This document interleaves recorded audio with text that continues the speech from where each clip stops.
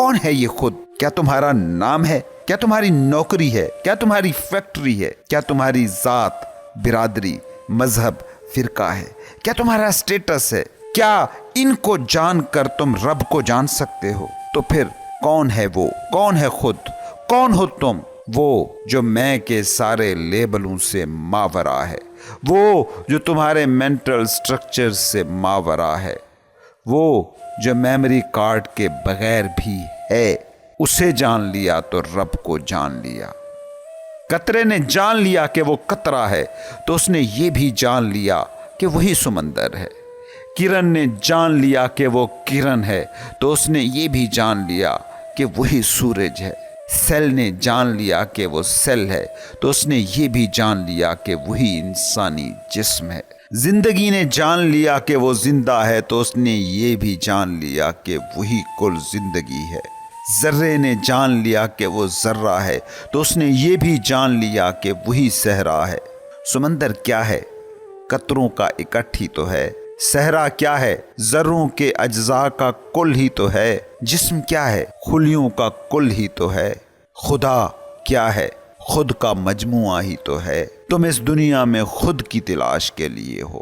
خود تلاش کر لیا تو خدا کو پا ہی لیا، اور جس دن تم نے یہ خود پا لیا تو تب تم جانو گے کہ تم کبھی ناپاک ہوئے ہی نہ تھے کہ پاک ہونے کی کوشش کرتے۔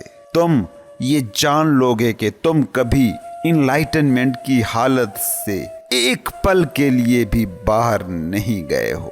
اس کو پا لیا تو جان جاؤ گے کہ جھیل ہمیشہ ہی اپنی تہ میں ساکت تھی، بس تم اپنی تہ تک نہ پہنچے تھے۔ جھیل کی سطح پر جتنے بھی طوفان اٹھ رہے ہوں، کبھی اس کی تہ میں کچھ نہیں ہوتا۔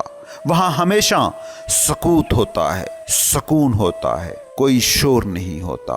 جھیل کی سطح پر لہروں کے طوفان بھی اٹھ رہے ہوں تو بھی جھیل کے باطن کے سکوت کو کبھی فنا نہیں کر پاتے۔ کبھی تجربہ کر کے دیکھو، جب تم شدید غصے میں ہوتے ہو، جسم کا رواں رواں کانپ رہا ہوتا ہے، منہ سرخ، جسم پسینے میں شرابور ہوتا ہے، اس وقت بھی اگر تم اپنے اندر جھانک کر دیکھ سکو اور اس کو دیکھ لو کہ جو دیکھ رہا ہے کہ تمہارا جسم اور تمہارا ذہن اس وقت غصے کی حالت میں کس کرب سے گزر رہا ہے، تو تم دیکھو گے کہ غصے کی یہ ساری کپ کپاہٹ اس پوائنٹ کو چھو ہی نہیں رہی۔ یہ غصہ تمہاری ہستی کی جھیل کی بس سطح ہے۔